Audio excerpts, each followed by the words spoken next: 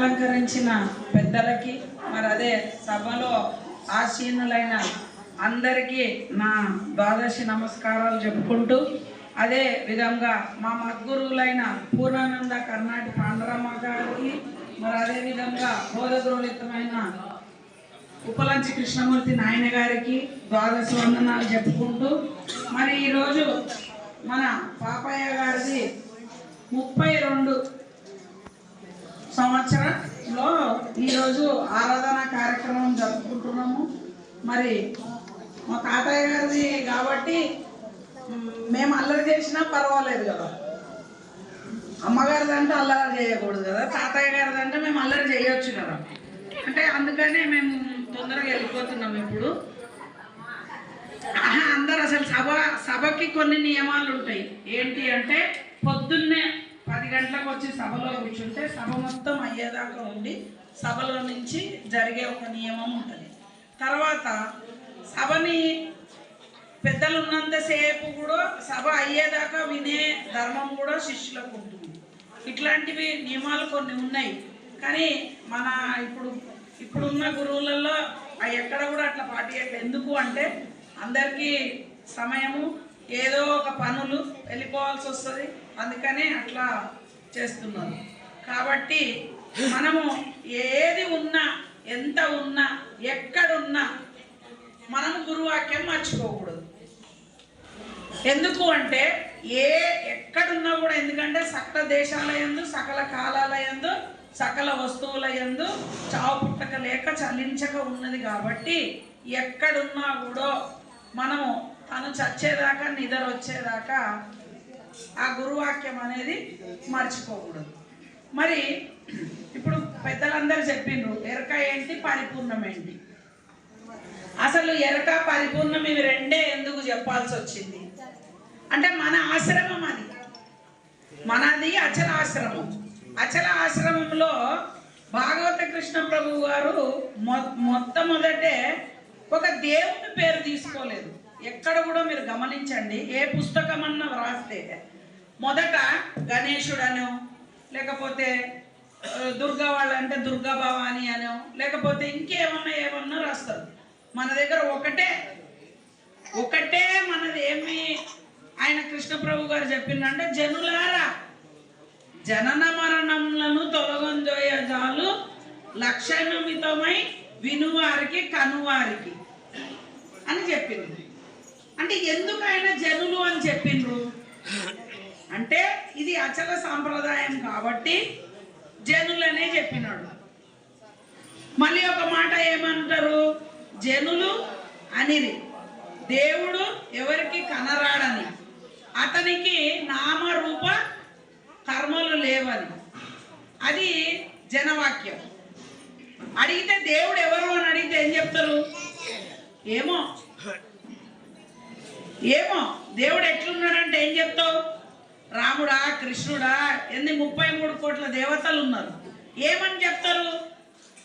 దేవుడు ఎవరికి కనరాడు అంటే ఏమో ఎట్లుంటాడో తెలియదు అంటాడు. ఆ దేవుణ్ణి వెతకడానికి ఈ ప్రయాసం అంతా సరిపోతలేదు.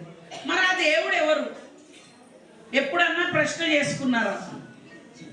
మరి ఆకారమా, కళ్ళ, ముక్క, నోర, చెవుల, మరి అవి అందరికీ ఉన్నాయి కదా, రాముడికి ఉన్నాయి, కృష్ణుడికి ఉన్నాయి, అందరికి ఉన్నాయి కదా. మరి వారని అనుకుంటున్నామా అంటే అది కాదు. మనది అశరీర పద్ధతి.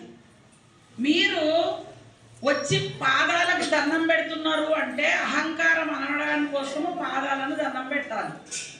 మీరు పెట్టే దండము ఈ శరీరానికి కాదు, అది అశరీర పద్ధతిలో ఉన్న గురువుకు పెడుతున్నారు.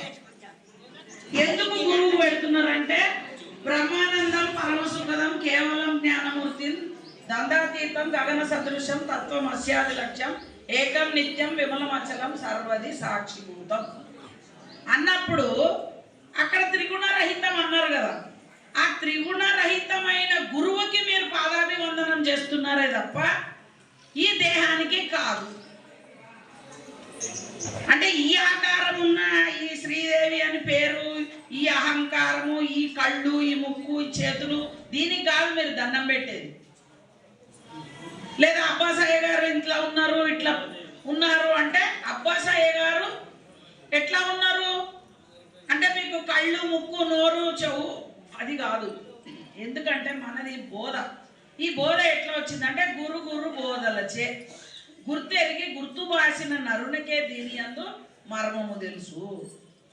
ఎట్లా అంటే గురువు ఏం చెప్పాడు, మొదట ఏం చెప్పారు, దక్షిణామూర్తి నుంచి అయినా ఇప్పటిదాకా ఏం చెప్పారు, వాళ్ళు చెప్పిందే ఈ గురువులు చెప్పాల తప్ప కొత్తది మీరు ఏం చెప్పడానికి వీలు కాదు.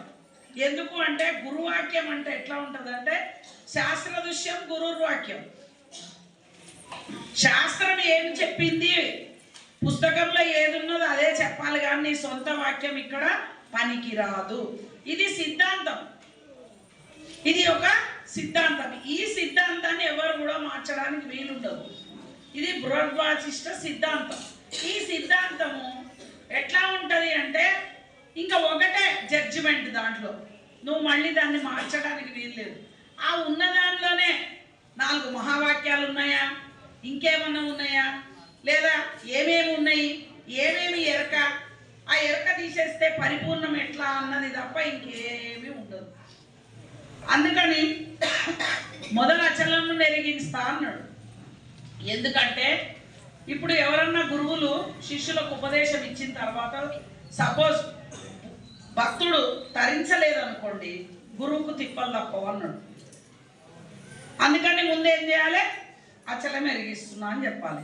చెప్పిన తర్వాత లేనెరకని విడిపించాలి. లేనెరక అంటే ఏంటంటే సమస్తము లేనెరకనే.